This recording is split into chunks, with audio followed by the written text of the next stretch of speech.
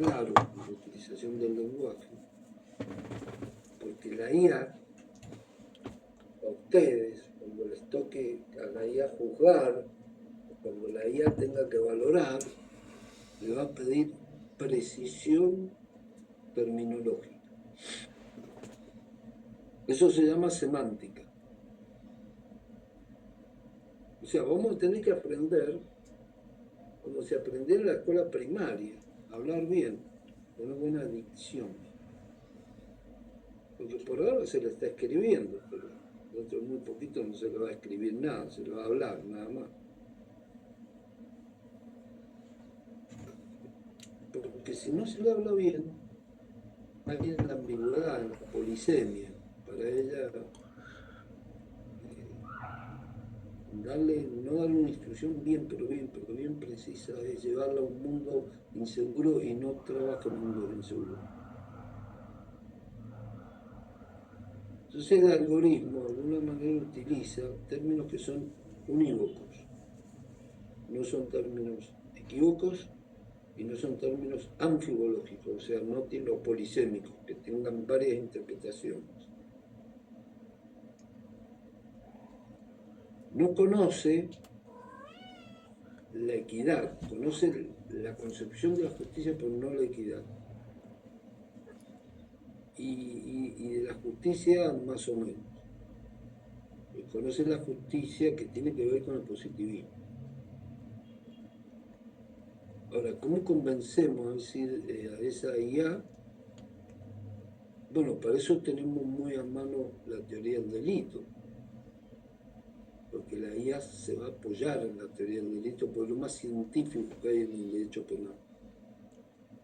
La teoría del delito y el derecho penal especial, o sea, el tipo penal. Ahí se va a apoyar, ahí le va a confiar la inteligencia artificial.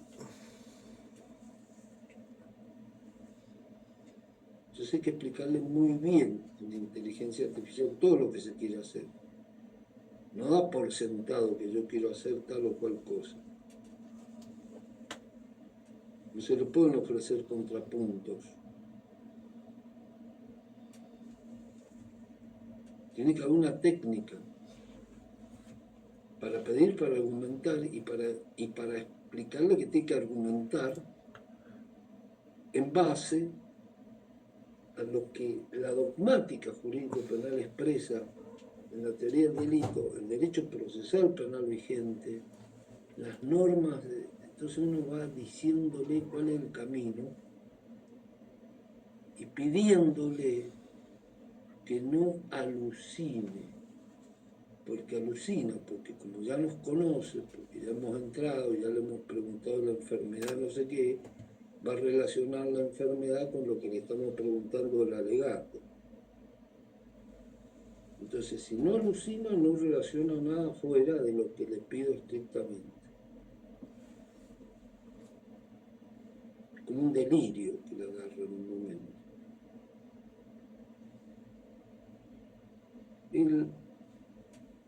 La IA lo que nos va a pedir siempre es coherencia. Nos va a pedir coherencia. No nos contradigamos.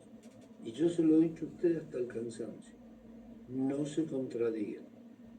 Si ustedes les toca ser abogados y van por la inocencia, vayan por la inocencia. No digan, bueno, si ustedes consideran que no es inocente, pónganle el mínimo.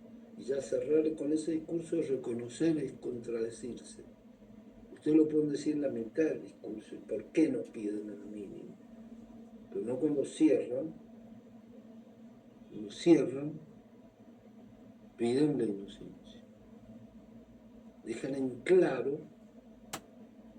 eso allá arriba, como si quede en el cosmos dando vueltas, que es lo que ustedes pretenden, que quede en el cosmos de la mente de los jueces. Bueno, a la inteligencia artificial no. Eso no. Se no se podría decir ni allá, ni acá, ni acá. Aristóteles era el más claro argumentador, de hecho inventó la lógica, y Y esto nos dio muchas seguridades, mucha seguridad. La inteligencia artificial se va a mover con ese criterio. Se mueve un criterio lógico, un criterio silogismo, diríamos, hay varios silogismos, pero el silogismo primero que plantea Aristóteles es muy sencillo. Y además Aristóteles dice la lógica, el principio de contradicción, el principio de identidad, el principio de razón suficiente. O sea, nos va diciendo y explicando permanentemente cómo tenemos que pensar y qué tenemos que pedir además. De la teoría del delito, tenemos que decirle a la inteligencia artificial que el hecho no es típico. Porque nosotros sabemos que si el hecho no es típico, se cae todo el edificio, porque la teoría del delito es secuencial, es como una escalera que está apoyada en el primer escalón. Si volteamos el primer escalón, volteamos todo. Y después cuando llegamos al final, podemos hablar de la culpabilidad con mucha fuerza. Podemos decir que no se le podía exigir otra cosa, por ejemplo. Entonces sirve la teoría del delito. Hay muchas inteligencias artificiales en este momento, pero lo que yo diga acá no tiene mucho valor porque dentro de un mes hay 100 más, pero de las más usadas son Cloud es muy buena, tiene muy buena calidad en la redacción, lo que es una matriz. Una que yo uso mucho es Gemini, o sea, Gemini, me parece pero muy buena, muy excepcionalmente buena. Y si uno la paga mucho más, si uno ya la paga ya está, pero yo no estoy para pagar eso. Pero si estuviera litigando, sí, no sé, me parece que está bueno.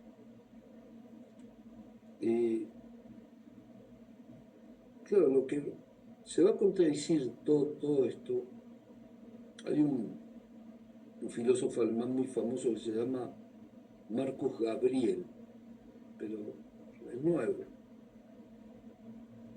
Entonces Marcus Gabriel dice el pensamiento, lo que nosotros pensamos es real, o sea, llegan estas ondas.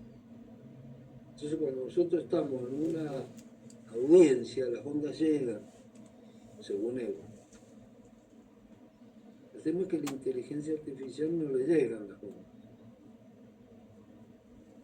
Lo que le llegan son las palabras, las cuales las meten en un algoritmo, que va a otro algoritmo, y a otro, y a otro. O sea, no le podemos hacer planteos éticos que tengan que ver con cuestiones que serían loables. Tenemos que hacer planteos jurídicos, duros. Por eso insisto, la teoría del delito, derecho procesal penal, todo el derecho positivo, trabajarlo bien ahí, porque ahí es donde la argumentación se hace fuerte y sobre todo si hay alguna argumentación auténtica, es decir, una interpretación auténtica de parte del legislador, o sea que la norma misma se autointerpreta. Eso se llama interpretación auténtica.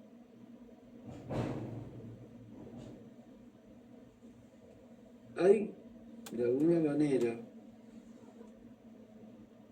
una limitación que la IA tiene. Hay que evaluar las capacidades de la IA, yo diría, con 3 criterios modernos que rigen la argumentación.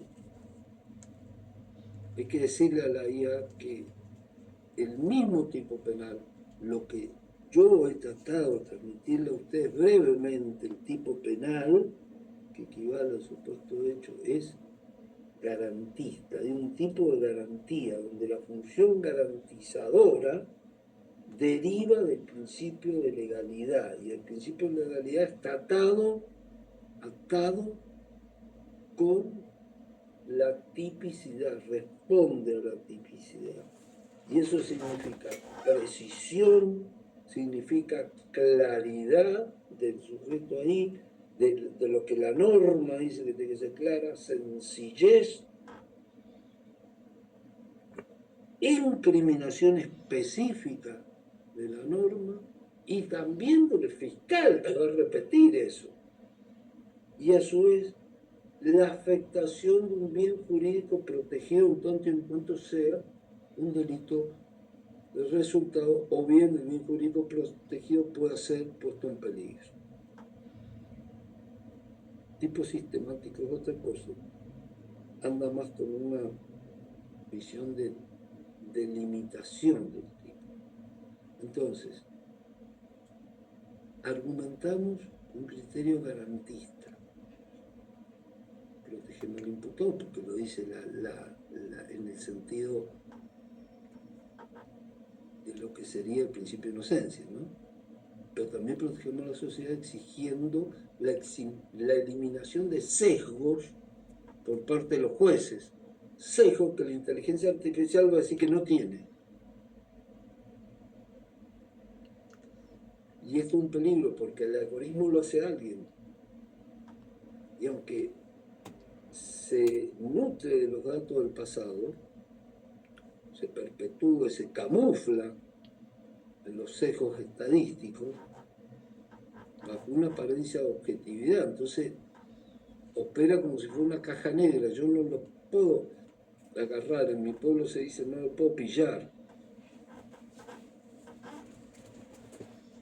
pero tiene sesgo y además alucina.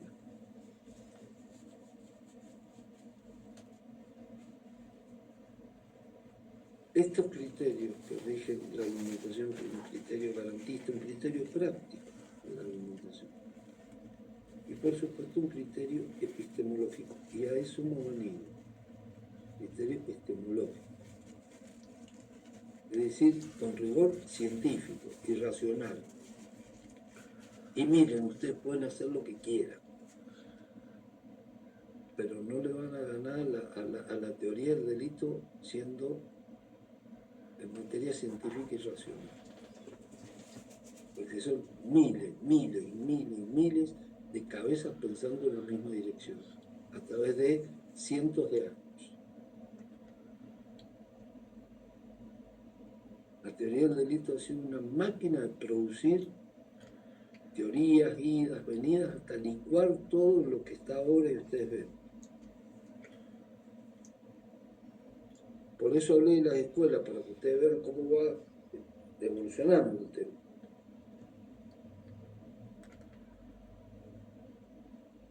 Pero es cierto que la IA tiene mucha capacidad absoluta para detectar las contradicciones gramaticales y las contradicciones normativas. Entonces hay que tener mucho cuidado, porque uno tiene que actuar en forma milimétrica. Tiene que saber cómo hablarle a la inteligencia artificial. Lo dije al principio, el discurso está no en lo que se dice, sino en lo que el receptor entiende. Hay inteligencias artificiales que se presentan como predictivas. Por ejemplo, Compass, es un sistema que en Estados Unidos se aplica muchísimo para la excarcelación. Y le dice a los jueces, no lo suelte porque tiene tantas posibilidades que este vuelva a delinquir.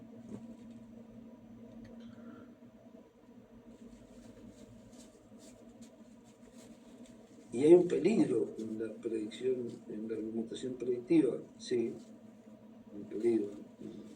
La argumentación predictiva porque todavía no sabemos el ser humano bien qué es y dónde va a terminar. Lo que no va a hacer la inteligencia artificial es un juicio axiológico, porque los valores, ¿qué son los valores para la inteligencia artificial? Más que la norma, ninguno. O sea, no hace un análisis, no va a violar la norma. Entonces, el orador lo que tiene que hacer, y ahora combino la primera charla con la segunda y con esta, es entrenar el cerebro.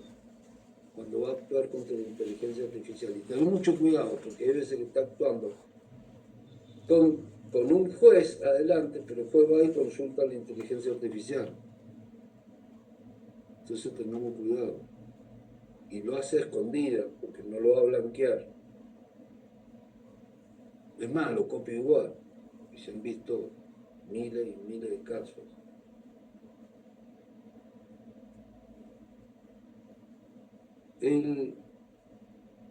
Bueno, ¿cómo le preguntamos? ¿Cómo hablamos con la inteligencia artificial entonces? Acá viene lo que sería la herramienta, o sea, ¿qué herramienta usamos para sacar ese tornillo? Porque, profesor, si tenemos una herramienta, yo no voy a poder sacar el tornillo. La llave de hierro que abre todas las puertas, la llave mágica, es el PROMPT.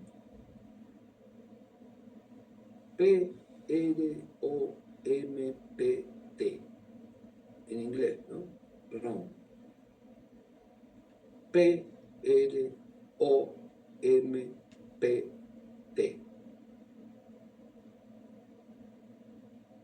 Nosotros le decimos en Latinoamérica prontear, o sea, lo usamos como verbo, que sería prompt, ingeniería, o en ingeniería, hablarle a una inteligencia artificial, hablarle a alguien de inteligencia artificial,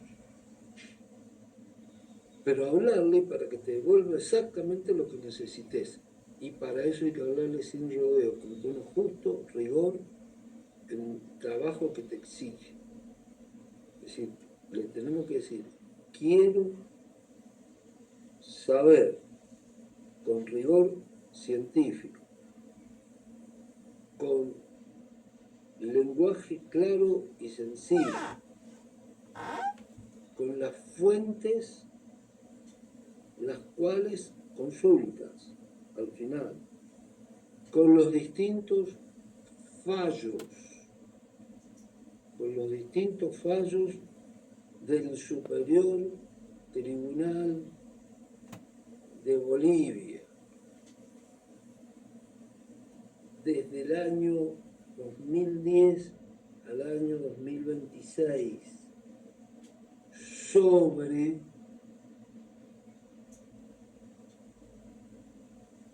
autoría, en el caso de los delitos económicos que se producen contra la administración de aduana en contexto de, y le explicamos todo lo que tenemos, si no cortamos y pegamos. Y si no, le mandamos el expediente entero y le decimos, quiero que me hagas en concreto una defensa jurídica sobre este caso, pensando que el juez que va a resolver, y le decimos como el juez, si es que podemos, que eso es básico. Eso también lo dije al principio, se han olvidado. Por ahí es mejor, como decía Rosco Pon, conocer de jueces y no conocer tanto de leyes.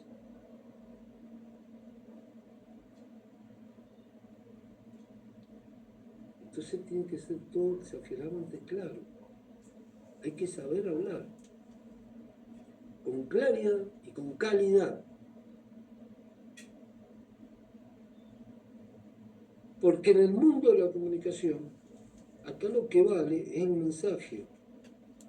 Y les vuelvo a decir por enésima vez, el mensaje en lo que el receptor entiende, no en lo que nosotros decimos. Podemos hablar una papa lo que usted quiera, pero no va a entender bien. Entonces, no importa, seamos abundante en el sentido de la claridad. Para prontear bien, con alto nivel, existen fórmulas que son infalibles.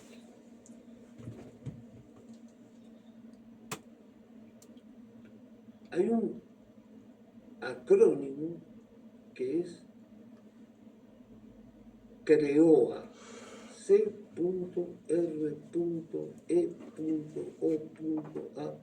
que significa contexto,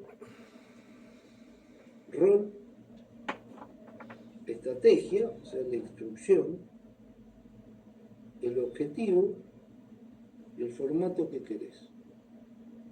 Quiero que me lo hagas en formato universitario para dar una charla, para hacer un alegato estructurado que dure el alegato 20 minutos, 30 minutos, 40 minutos, 20 minutos. Entonces, en este contexto, como ubico, la situación es la siguiente, bla, bla, bla, una noche ocurrió, la noche tal, el día tal, en tal lugar, hora, día, hora, lugar, tú, fulano, tal, encontró con fulano, tal, y el rol que ocupaba el defendido mío era un rol de tal, tal, tal, se encontraba, tal, y acá viene la estrategia que nosotros queremos plantear.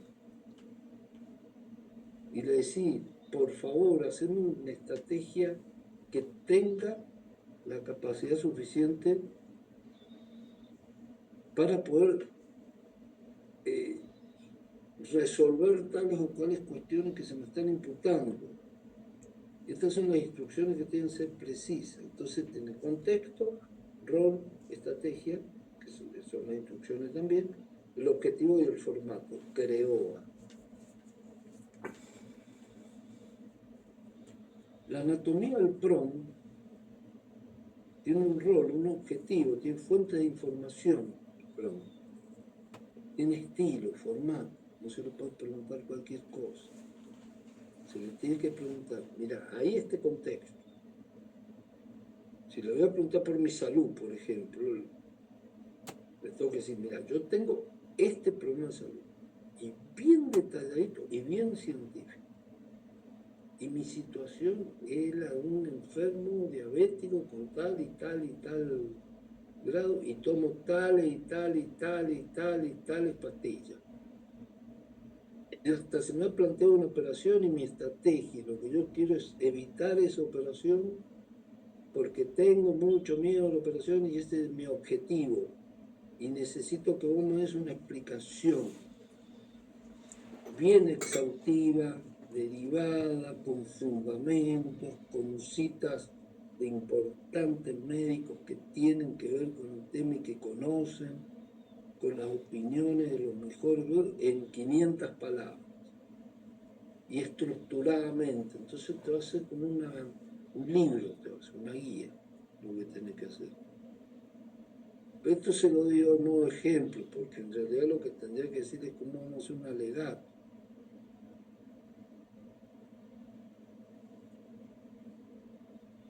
También se le puede preguntar, ¿qué hago para preguntar?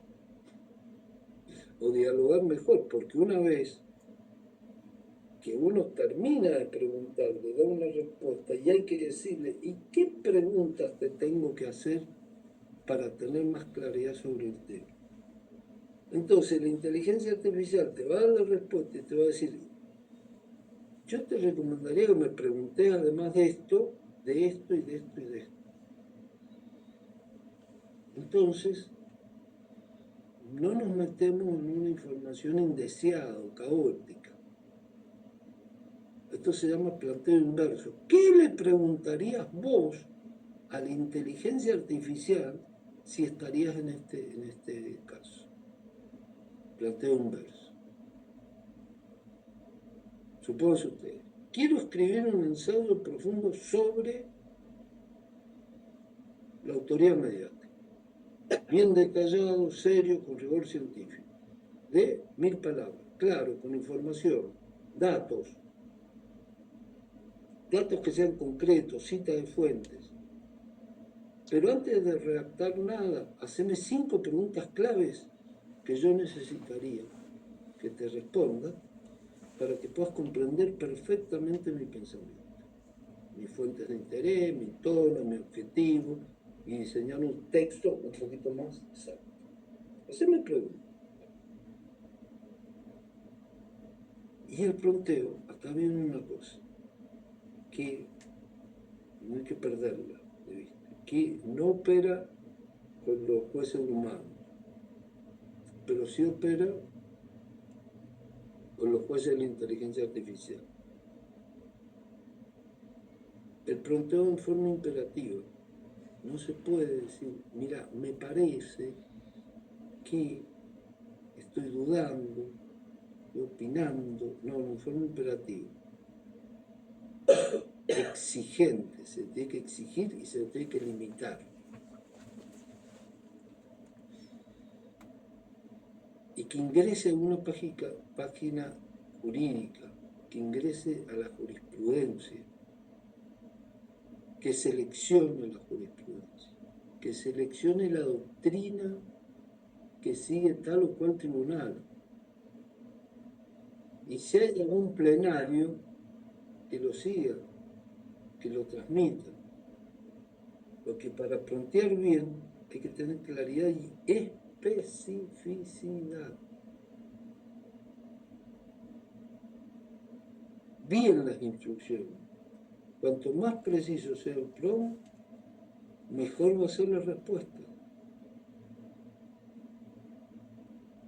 Además es posible pedirle a la IA que adopte una personalidad. Si vos fueras defensor, ¿cómo defenderías este caso? Si fuera fiscal, ¿cómo acusarías a esta persona? Y uno le copia y le pone el caso. Pero no así nomás. Tienes que decir, bueno, si vos fueras un fiscal de Bolivia, del departamento de Cochabamba, en el año 2026, ante un caso que tiene repercusión pública, que en la prensa y está visto de esta manera, y sos fiscal, ¿cómo encararías la acusación con fundamentos precisos? Y hacerme 4 o 5 preguntas para mejorar una vez que vos tengas el panorama resuelto.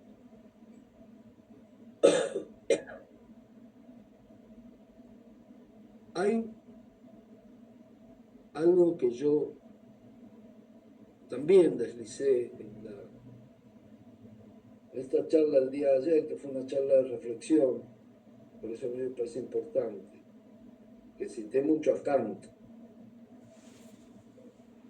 Kant tenía una palabra que era una terminología, un espíritu, que era verdaderamente maravilloso. Él dijo, sapere aude, atrévete a saber, rompe los moldes y saber. Por eso, ustedes que pertenecen a este mundo, yo ya estoy haciendo las últimas prácticas, pero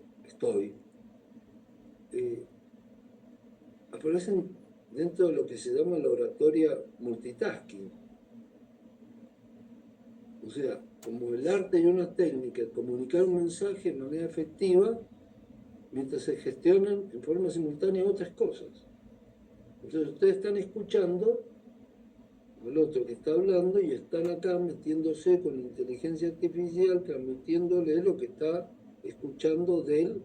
Están con la inteligencia artificial y escuchando al fiscal.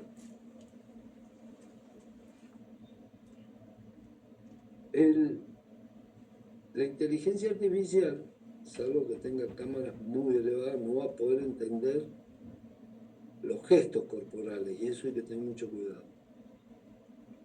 La modulación es vital para ser elocuente en un mensaje. El mensaje tiene que ser elocuente, tiene que convencer. No se puede decir, y bueno, parece la cosa, está muy difícil, pero en realidad tiene que convencer.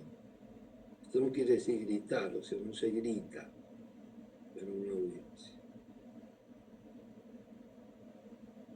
El abogado penalista, como orador, tiene que ser así entre comillas se lo digo, un atleta de la voz. La voz tiene que empezar bien y terminar bien. Hay que precalentar la voz, las cuerdas vocales, a articular debidamente, en forma previa. Hay que apoyar la dicción, el buen decir, el bien decir. Es decir, yo no puedo enseñarle a ustedes derecho, no saben hablar, o lo van a decir mal.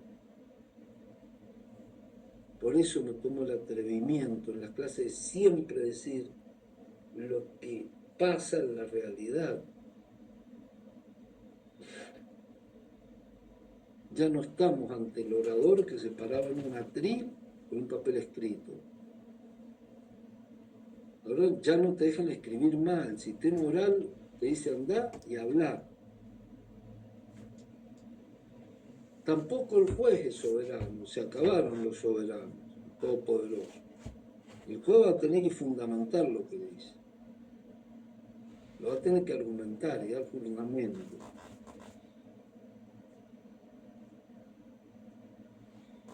La sociedad de consumo se transforma en la sociedad de rendimiento. Los jóvenes abogados y operadores de la justicia persiguen objetivos frenéticamente, o sea, no hay lugar para el fracaso, y en eso hay que tener cuidado, porque van a venir estos y lo van a pasar a ustedes, lo van a pisar y lo van a pasar por arriba, entonces hay que estar atento, porque abogados hay muchos, pero no hay buenos abogados, esos son menos. Decir la abogacía la puede decir cualquiera, ahora decirlo bien es otra cosa. Yo creo que hay que estar muy atento a esto, al entorno digital, a la hiperconectividad, a poder estar en una suerte de división de atención estando en el problema. El canal verbal, el canal corporal, el canal tecnológico, el canal de interacción híbrida. Saber leer los lenguajes corporales del público también, si es que están mirando. El dominio del don de la ubicuidad, poder estar aquí y allá a la misma vez sin que esto se convierta con facilidad. Porque esto va a pasar, y va a pasar con la inteligencia artificial porque nos permite que los avatars, que nosotros mismos tenemos varias audiencias. Y para esto hay que prepararse. Porque esto del ser multitasking nos puede hacer perder profundidad. Y eso se puede notar y te lo van a cobrar. He hablado del cerebro también mucho. Y el cerebro del abogado es un cerebro muy preparado, porque es un cerebro que de alguna manera en la facultad te prepararon para litigar. Entonces, como un perro que lo llevaron a entrenar para pelear. Y no solo le funciona el lóbulo frontal como si fuera una dopamina, porque va a cobrar honorarios, sino que empiezan a activarse, porque se activa el sistema de recompensa, obviamente, sino la adrenalina, que es una hormona y un neurotransmisor producido naturalmente por las glándulas suprarrenales, o sea que te pone bravo. Porque la adrenalina nos enseña a luchar o a huir. Y los abogados no pueden huir, porque no hay posibilidad.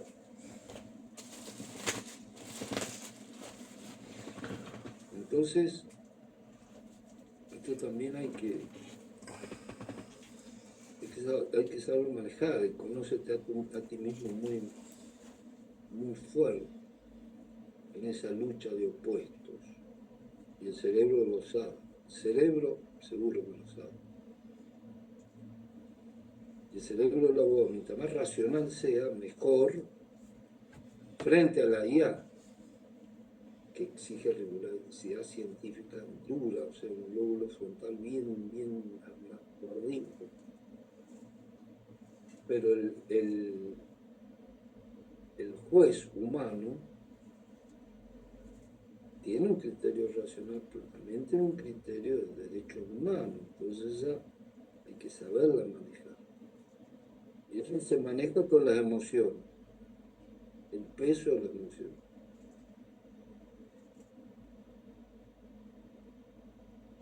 Poder moldear el cerebro, ser lo suficientemente inteligente para el litigio y la lectura de diversos casos.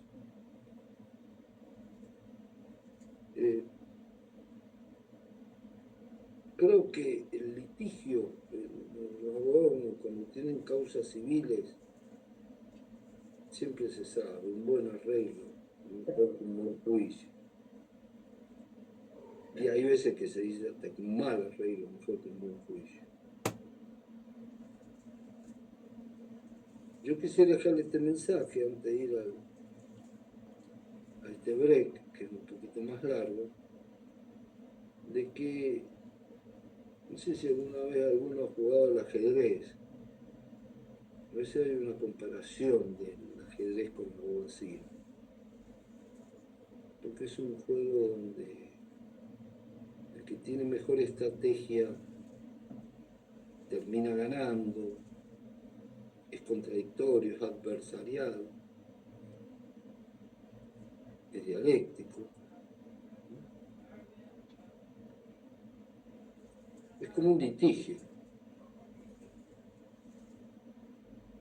Y termina siendo palabras afines con el ajedrez.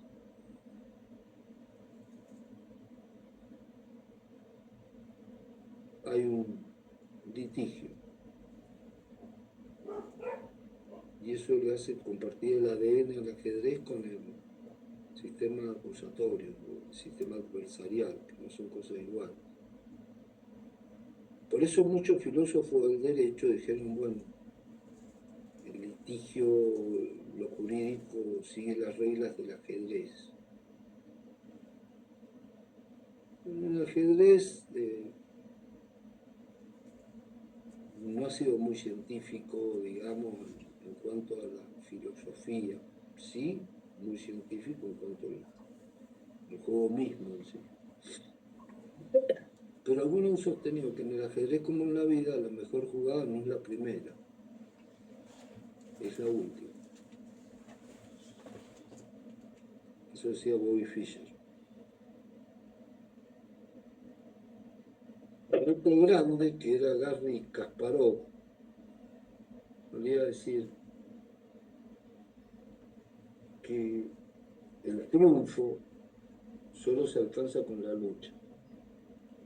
Así que para eso estamos acá, para aprender la teoría del delito y para luchar con esa herramienta.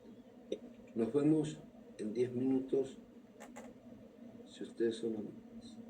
Muchísimas gracias.